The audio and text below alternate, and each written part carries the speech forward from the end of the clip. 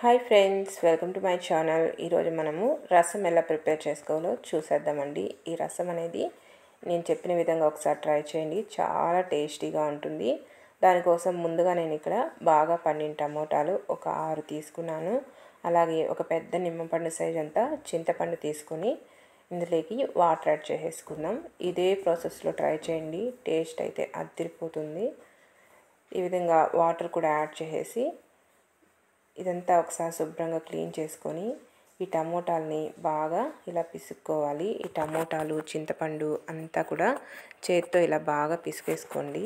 రసం అనేది ఒక్కొక్క ఏరియాలో ఒక్కొక్కలాగా పెడతారండి, ఒక్కొక్క పర్సన్ ఒక్కొక్కలాగా చేస్తారు. ఇది మేము ఎలా ప్రిపేర్ చేస్తామో ఇంట్లో ఆ ప్రాసెస్లో చూపిస్తున్నాను. ఈ ప్రాసెస్లో ఒకసారి ట్రై చేసి చూడండి, టేస్ట్ అయితే అస్సలు తగ్గదు, అంత టేస్టీగా ఉంటుంది. ఈ విధంగా టమోటా చింతపండు అంతా కూడా బాగా కలిసేలాగా బాగా కలిపేసుకొని ఈ గుజ్జంతా బయట తీసేసుకొని ఈ తొక్కలన్నీ బయట తీసేసుకోవాలి. ఈ విధంగా చేత్తోనే కలుపుకోండి, మిక్సీకి వేయడం లేదా బాయిల్ చేయడం అలా చేయొద్దు, ఈ టేస్ట్ అనేది రాదు. మీరు ఇలా చేత్తో కలిపితేనే ఆ రసం అనేది టేస్టీగా వస్తుంది.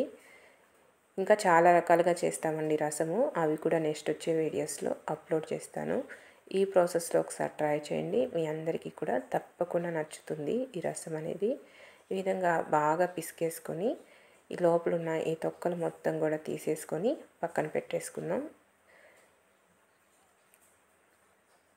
చూసారుగా, ఈ విధంగా చక్కగా కలిపేశాను. ఇప్పుడు ఈ తొక్కలన్నీ తీసేసి బయట వేసేసుకుందాం.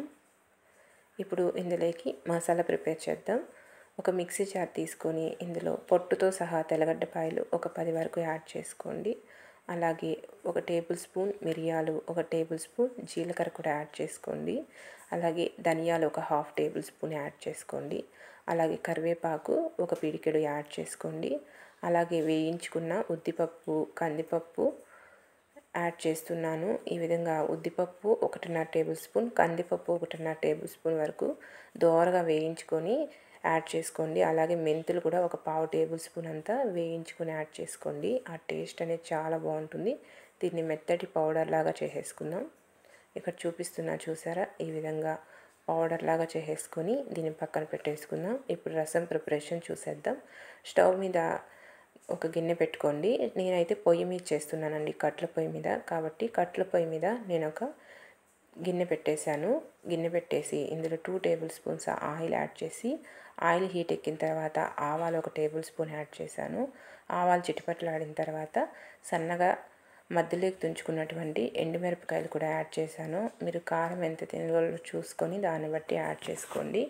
ఇవి కూడా ఈ విధంగా బాగా ఫ్రై అయిన తర్వాత ఇప్పుడు ఇందులోకి మనం ఇందాక మిక్సీకి పట్టుకున్న ఈ పప్పులు, మిరియాలు, జీలకర్ర పౌడర్ ఉంది కదా, అది యాడ్ చేసుకోండి.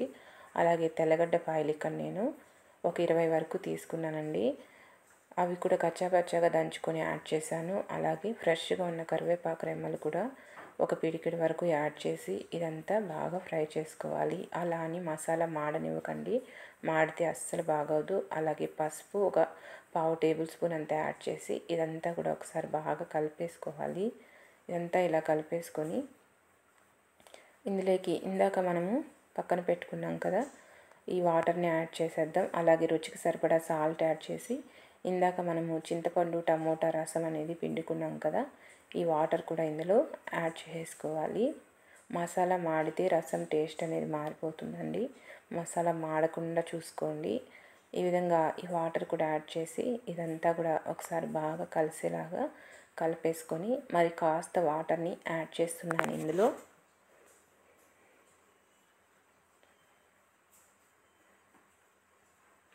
ఇందులో మరి కాస్త వాటర్ని యాడ్ చేసి ఒకసారి ఉప్పు అంతా కూడా రుచి చూసుకోండి. మీకు సాల్ట్ ఏమైనా తగ్గింది అనిపిస్తే ఇప్పుడే యాడ్ చేసేసుకోండి. ఈ విధంగా మొత్తం కూడా కలిపేసుకొని బాగా ఉడకనిచ్చుకోవాలండి. 2 పొంగులు వచ్చేంత వరకు ఉడికించుకుంటే మనకి ఎంతో టేస్టీ అయినటువంటి ఆంధ్ర స్టైల్లో రసం అనేది రెడీ అయిపోతుంది. చాలా బాగుంటుంది. దట్టు మనం ఈ కట్టెల పొయ్యి మీద చేయడం వల్ల మరింత టేస్టీగా ఉంటుంది రసం అనేది.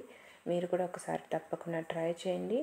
ట్రై చేసి నా వీడియో కనుక నచ్చితే నా ఛానల్ని తప్పకుండా సబ్స్క్రైబ్ చేసుకోవడం మాత్రం మర్చిపోవద్దు. చూసారు కదా, రసం అనేది రెడీ అయిపోయింది. ఇక్కడ నేను సపరేట్ గిన్నెలోకి యాడ్ చేసేస్తున్నాను. ఇలా సపరేట్ గిన్నెలోకి యాడ్ చేసేసి వేడి వేడి రైస్లో వేడి వేడిగా రసం పోసుకొని తింటుంటే టేస్ట్ అయితే అదిరిపోతుందండి. వేడి వేడి రసంతో ఎంత ఫుడ్ అయినా కూడా తినేస్తాము. చాలా బాగుంటుంది. మీరు కూడా తప్పకుండా ట్రై చేయండి. Bye friends.